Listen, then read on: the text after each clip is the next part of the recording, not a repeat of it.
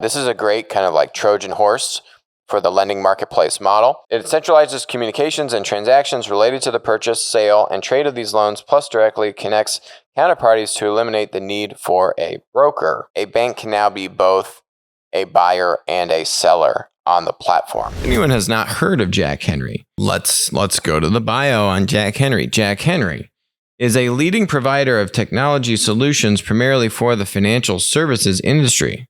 S&P 500 company, 9,000 clients. Basically, for all of the like community banks and kind of like smaller, say, like credit unions.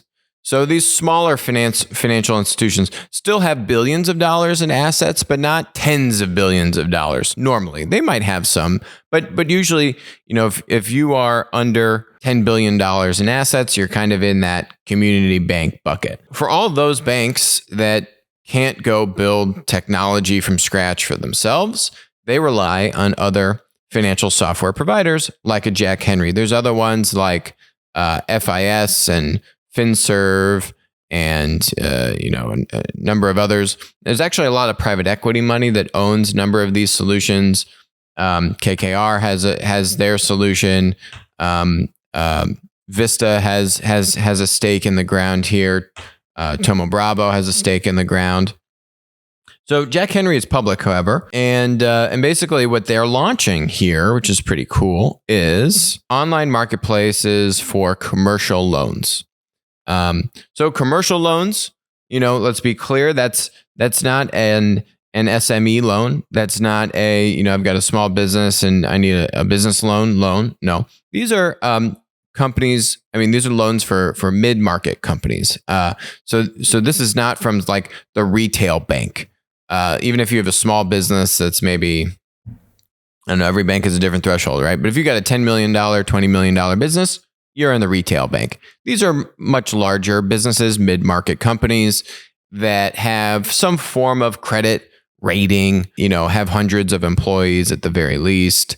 And so this paper, these loans are not as risky as, say, a small business loan. They're less risky loans. They're a little bit easier to package up. So that's where you can kind of have this idea of like tranching out a bunch of loans, securitizing loans.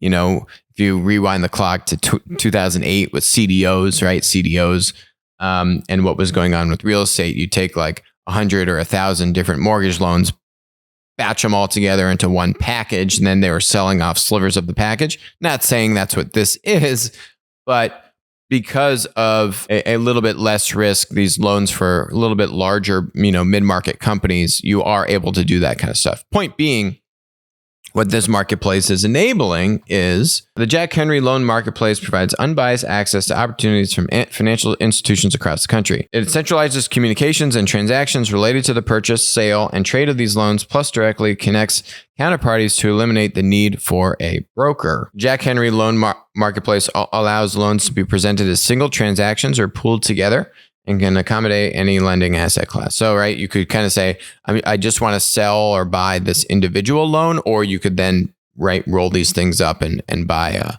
a package of loans, which is cool. We have seen some of this going on in Europe, where there are lending marketplaces in Europe that are helping some European banks do something similar to this. The difference with this model is you have the software provider to a bunch of small, mid-sized banks, community banks, credit unions, providing this functionality to all of their banking clients. This is a great kind of like Trojan horse for the lending marketplace model. In Europe, you see a bunch of lending marketplace startups, some of whom are in this kind of still secured loans, less risky loans marketplace model. But they work directly with large European banks, right? As opposed to this model, which is going through the software provider that works with a bunch of smaller banks to enable this functionality. I really like this play. I really like this play a lot. Starting in the mid-market makes sense because it's less risky.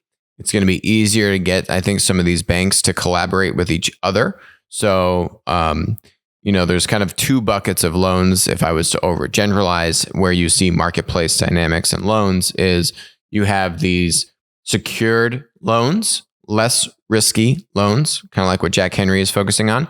And then you have unsecured loans or riskier loans. You see a lot of lending marketplaces in the latter bucket, helping to bring, for example, if you can't get a loan for your small business from a traditional bank, there's a whole world of alternative lenders in the United States that you could have a strong business, but banks, because of COVID, are actually just becoming even tighter on who and what they're lending to these days, unfortunately. So there's actually a big need for, you could still have a strong business, but it might be untraditional, or, there might be some quirks to it or whatever it is. And the bank just doesn't want to deal with you, or wants a bunch of requirements and isn't going to give you much money. So there are a bunch of alternative lenders in the United States. These could be fintech lenders. These could be, non-banking financial institutions. These could be kind of like hedge funds. These could be what you call MCAs, merchant cash advance lenders. So there's a wide spectrum.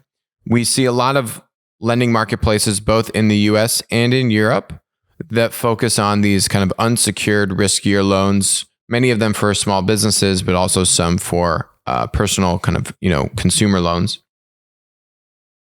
And so this is starting in the less risky. There are less lending marketplace startups in this area, but there are some.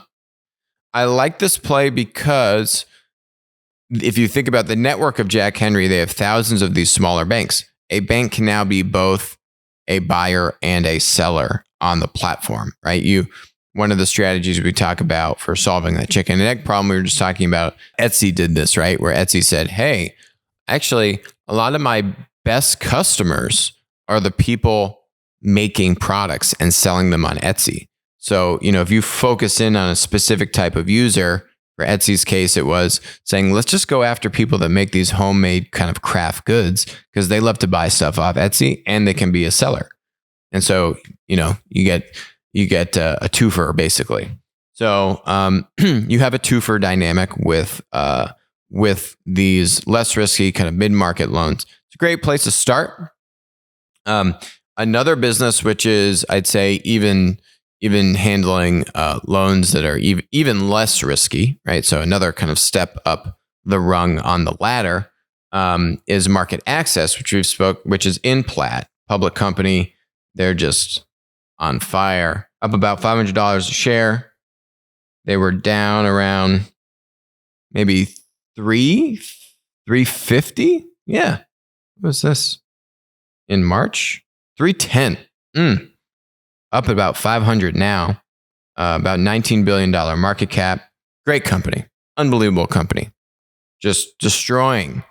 A lot of these investment banks have like bond trading desks, and this idea of cutting out the broker, as we saw in this Jack Henry press release. That's Market Access in a nutshell, but for the for even bigger loans that are more easily, kind of have more classical kind of credit ratings, and I would say in that sense are actually a little bit more commoditized if you think about it, right? If you have larger loans, you can have a credit rating agency assign, here's the credit rating of the business. You can look less at what specific business is this loan from, and you can look more at, what's the credit rating, what's the industry, and you can start to package these things up across industries. So it makes the diligence a lot easier. It makes it much more liquid because, the assets are just more stable and reliable, more of a kind of a known entity. You're seeing a gradual evolution of lending marketplaces loan marketplaces rather, going from, the top of the funnel Market Access. Now you got something like a Jack Henry loan marketplace for commercial loans. And then you also have the even riskier SMB kind of unsecured lending marketplace startups. So I think, what you're seeing is loan marketplaces across the spectrum, and Jack Henry really making a great move here to launch something like this. Be curious to see if Jack Henry starts to move downstream. I don't know if they really move upstream.